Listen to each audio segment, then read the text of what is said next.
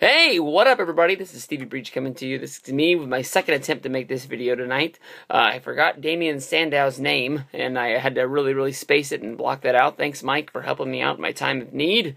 Basically, I'm talking about the big news tonight that was announced on Main Event. Seth Rollins came to the ring and announced that there's going to be a traditional style Money in the Bank ladder match. This is a big pop for me. I really am happy that this is going to be happening because although I think it is going to be cool at Money in the Bank, we are having a ladder match for the WWE World Heavyweight Championship since they had to strip Daniel Bryan. I've sort of warmed up to this a little bit with the thought being that we can't have, this many pay-per-views without having a match. And Daniel Bryan, when he comes back, it's going to be up to the fans if they want to get behind this guy and really push him to the top. I really liked the Future Stars sort of style of the match last year where they put 7 guys out there. Even though they were all heels, it was all 7 guys really going out there trying to make a name for themselves. It sort of sucks that Sandow was the guy who won it. Last year, if you go back in time, I think Sandow was the right guy to do it. I think that the way that they used Sandow pushing Cody has made Cody a bigger star for some reason or another. It didn't make Sandow a bigger star. It seemed like he lost that match to John Cena on Monday Night Raw, and now he's just sort of like a victim lost that's out there. I hope when you're drawing out, who's open for the pay-per-view. For right now, I really thought we were going to get Rollins versus Ambrose. That was a match that I really wanted to see, but now that they're going to be in this Future Stars match, they're probably going to be taking up 2 spots of the 7. Honestly, when it comes down to it, I would like to see this match as a one-on-one.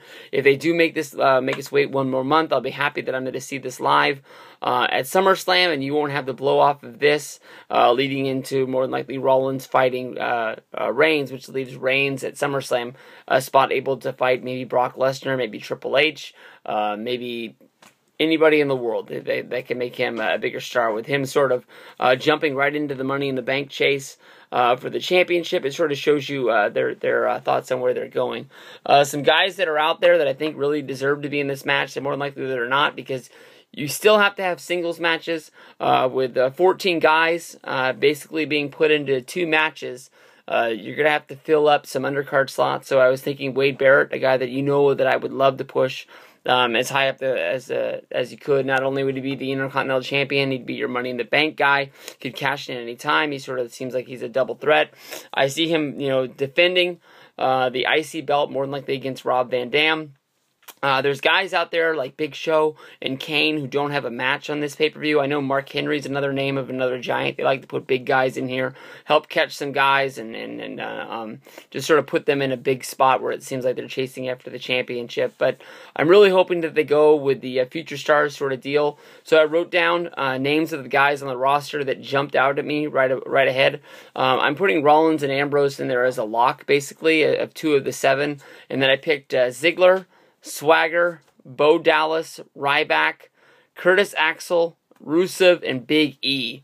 Right off the bat, Bo Dallas and Rusev, because I went over 7 guys there. I'm crossing them off the list. I'm thinking that more than likely both of these guys will have singles matches because Bo Dallas continuing his winning streak, and Rusev continuing his winning streak as well as the coming back. Seems like there are 2 guys that deserve to have singles matches on the card to sort of get there. So that would leave us basically with 1, 2, 3, 4, 5, 6. I narrowed it down to 7 right there for you. Curtis Axel is in this match. Honestly, he just doesn't really deserve it. I don't want to throw this guy away. I think he does have some talent. It's just, I think that, Curtis Axel as Michael McGillicuddy is still fresh in a lot of people's minds. I know that Ryback and Rybaxel, to me, the team doesn't really make sense. Why they're heels, because you seemed like they would get dumped by Paul Heyman for not being able to get the job done last year, and basically he just says he's not going to take them. They just sort of keep teaming together. They keep on their dastardly evil ways. You would think that getting dumped by your manager would turn your baby face, much like Mr. Fuji and Demolition or something like that. Ryback, having the Money in the Bank. Honestly, if you were able to use that as a way to ditch Axel, could really jump this guy up the card. I'm going to say that Rollins and Ambrose more than likely don't get this get the win in here. And then that would leave Big E, Ziggler, and Swagger. Swagger, honestly, because he's one of my fan favorite guys, I'm going to cross him off the list because I don't want to waste your time making a video saying that Swagger's going to go. From basically, you know, being a nobody again to winning the Money in the Bank briefcase. I know that it would jumpstart his career. I know that he's got a long career in WWE going ahead. But from there, I'm going to see that Ziggler more than likely is not going to get it because everybody's read what you've read about them saying that he is not going to be getting the big push because they have a fear of him getting a concussion, and that's basically what ended his World Heavyweight Championship run after winning at WrestleMania 29. So basically that's going to leave it down to Ryback and Big E.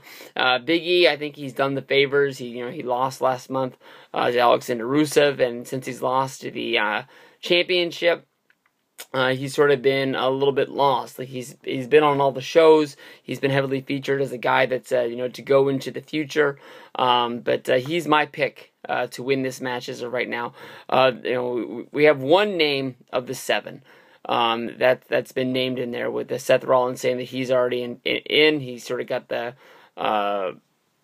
seal of approval by being part of Evolution from Triple H and then being in charge. He doesn't have to win a match in order to get there. So more than likely, we're going to have 6 matches on Monday Night Raw. 6 matches that you really don't need to... they might make a couple of them out there that could go either way. That more than likely, it's like watching a show that's like beat the clock. By the time the matches are announced, you're already going to know, you know, who's going to win and what's going to happen. Almost like with John Cena, with Bray Wyatt being involved in the match already and already qualified. If John Cena didn't beat Kane, what the fuck was he going to do on the pay-per-view? Were they just going to give him his the night off and just say, hey, Cena, we don't need you to show up? No, it was pretty obvious he was going to win that match. I think that's why a lot of people weren't that involved in what was going down. But I don't know. That's my pick. Big E, get the win. Then you go from there. I don't know. I'm picking Randy Orton to win the other one. I think if Big E does get the briefcase, I think as a babyface, you're sort of in a different situation as you are a heel. A heel, you sort of sit back and you're just waiting for that right moment to cash in. As a babyface, I think you sort of have to be... you know, sort of like how Daniel Bryan won it. I think that was the most perfect way. Just saying, I'm going to sit on this. I'm going to cash in. I'm not going to cash in until WrestleMania. My dream is to headline WrestleMania. I'm going to go after the title at WrestleMania. And, you know, just keep pumping WrestleMania, WrestleMania, WrestleMania. As that is your, you know, coming out party. You might lose a lot of matches along the way, but as long as you have that briefcase, you're still the fucking shit because you're going to be main eventing WrestleMania, and that's all that really matters. That's it for me. Peace out, everybody. Enjoy your night.